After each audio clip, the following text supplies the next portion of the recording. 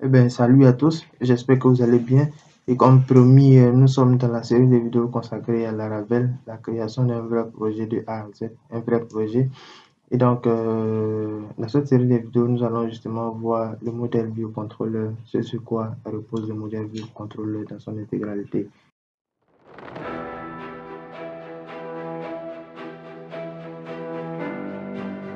Si c'est votre première fois justement d'atterrir cette page, je vous demande justement de vous abonner pour ne pas rater les nouvelles sorties de vidéos qui vont justement couler au niveau de la chaîne YouTube de Parlons Digital.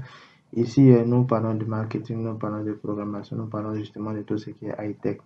Alors, sans plus tarder, nous allons justement attaquer le cœur de notre formation qui n'est rien d'autre que de parler du modèle biocontrôleur de PHP. D'accord, ça c'est un principe qui émane de PHP, ça n'a rien à voir avec Laravel. Et donc, pratiquement tous les langages utilisent justement ce concept-là qui est aujourd'hui considéré comme un pattern, un design pattern au niveau de la programmation. Et donc, que ce soit PHP, que ce soit Python, que ce soit Java, que ce soit Scala, etc., tous les langages justement tous les langages fonctionnent en orientant objet et donc chaque langage a bien entendu un framework. Et donc ce principe-là est inclus au niveau des frameworks. Comme je disais au niveau de l'intro, c'est un design pattern qui justement est utilisé pratiquement dans tous les frameworks, que ce soit au niveau de PHP, que ce soit au niveau de Symfony, que ce soit au niveau de Laravel, que ce soit au niveau de Django, Flash, pour ces exemples-là. Alors vous êtes contraint justement à comprendre cela si vous souhaitez justement évoluer dans l'environnement des frameworks, je vous recommande fortement justement de pouvoir comprendre ce design pattern. Trêve de bavardage, nous allons sans plus tarder attaquer justement notre image. Alors, sur l'image, nous avons quatre objets, donc pour ne pas dire quatre points. D'accord, on a l'ordinateur ici qui représente justement le client. On a le contrôleur, on a le modèle, on a la vue.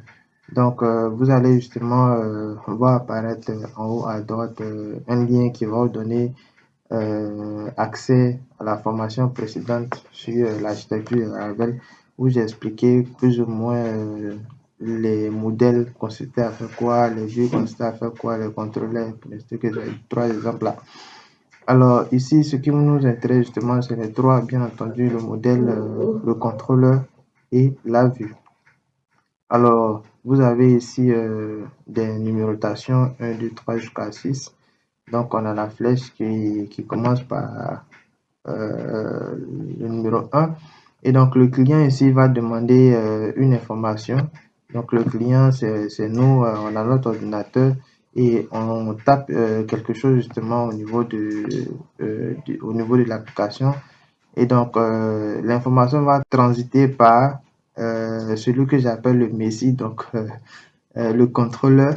Et le contrôleur, quant à lui, il a plusieurs opérations à faire. Donc, vous voyez, il est au milieu, c'est comme le milieu de terrain dans un match de football.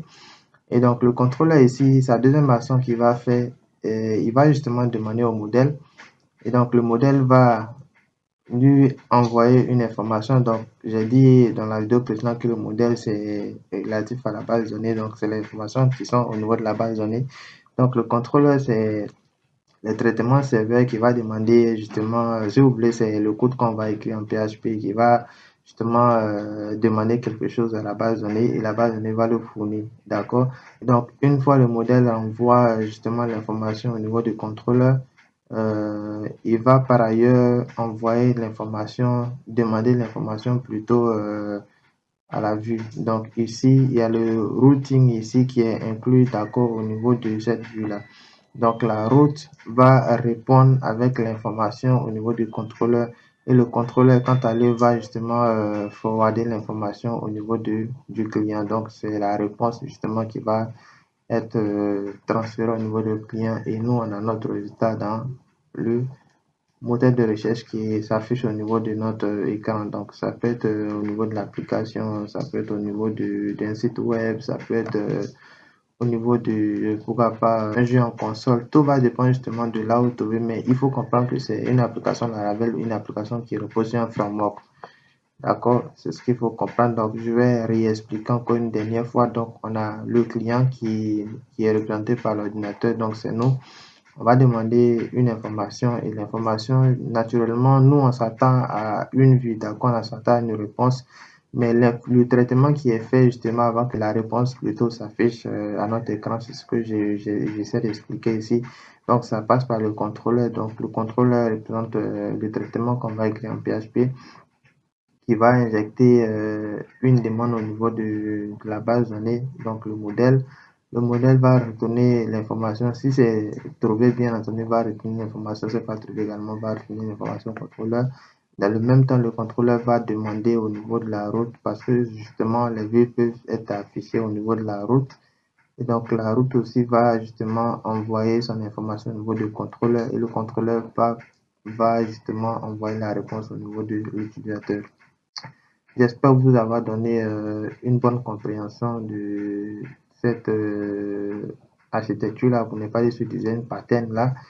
Et donc, rendez-vous est donné à la vidéo suivante où nous allons justement voir une seconde partie de notre avancée au niveau de la création de l'application de A à Z avec Laravel.